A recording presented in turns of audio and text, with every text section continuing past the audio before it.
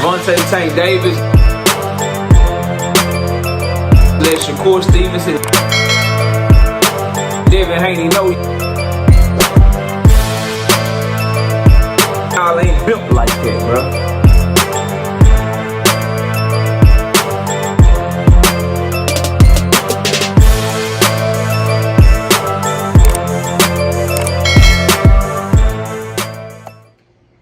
Turki Alashik, TKO Promotions. Y'all told me Turki was saving boxing though. Smash the like, sub to the channel, share the video. We live Monday, Wednesday, and Thursday night at 7:30. Also live Sunday mornings with the Singing OG KQKC Boxing Network. Sunday mornings 9 a.m. Central Standard Time. I ask that you join the channel as a member. Drop super chats and super thanks when you come by the live streams and the videos that we do. And hit me up if you want to debate. My email address is knockoutboxing86@yahoo.com. But let's get it cracking and get into our video. So, Turki Alashik and TKO Promotions and Dana White. Some article came out. It's on World Boxing News, and you can also find or it's an article similar on World Boxing News. And there's another article on Yahoo Sports where they're detailing Turki Alashik, TKO Promotions, Dana White, the dude Khan that owns WWE. I forget his first name.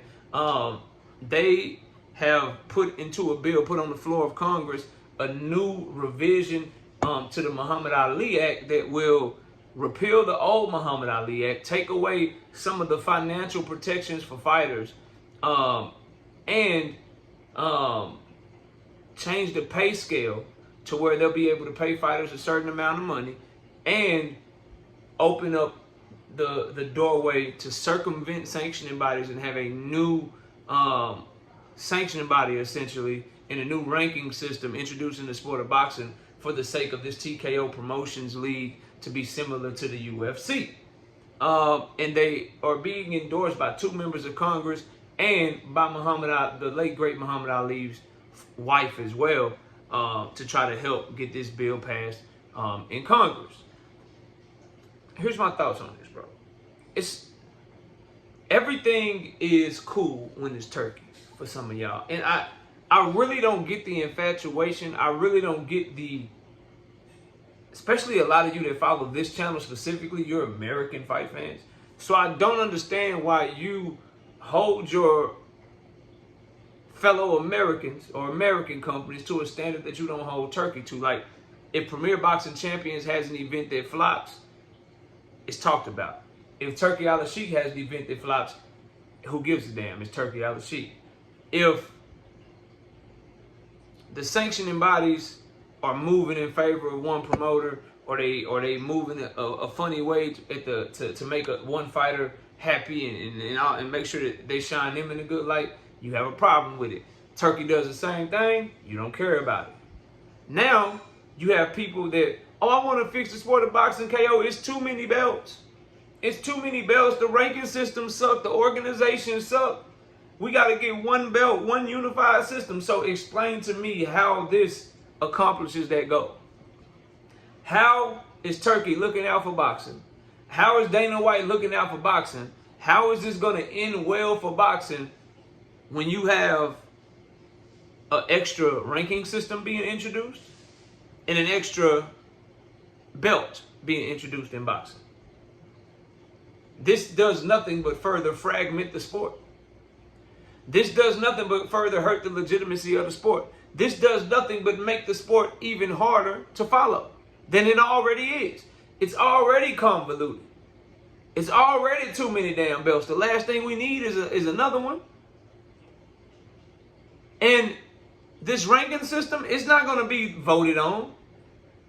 It's not going to be something where there's a panel voting on it or all of this stuff. Their ranking system is going to be whoever the company deems to be the best.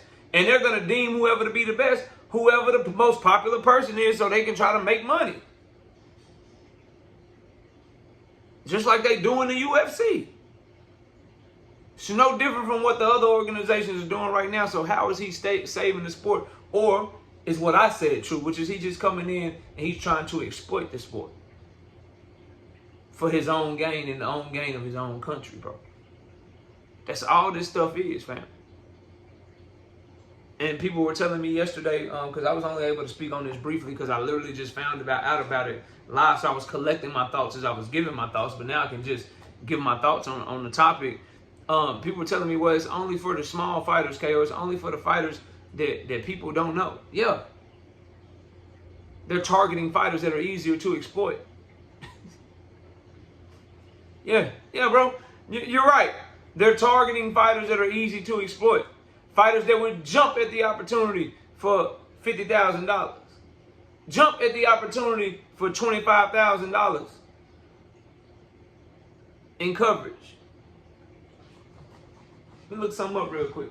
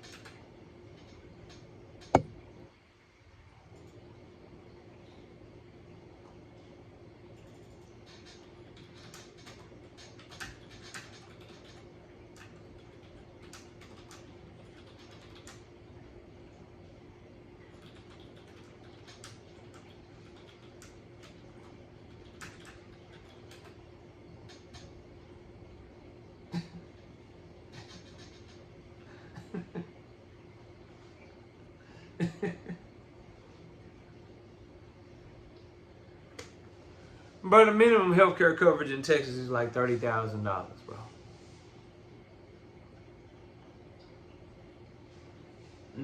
That bill they're trying to get passed only covers boxers up to $25,000 in some states.